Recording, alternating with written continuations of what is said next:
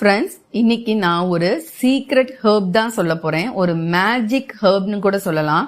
ஏன் அப்படின்னா, எல்லா விதமான பிரச்சனைக்கும் எப்படி ஒரே ஒரு ஹெர்ப் ஹெல்ப் பண்ணுது அப்படிங்கறது தான் பார்க்க போறோம்.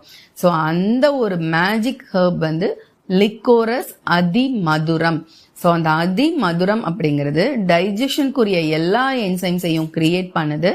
உடம்புல எங்க அலர்ச்சி தன்மை இருந்து பெயின் இருந்தாலும் அதையும் கரெக்ட் பண்ணுது.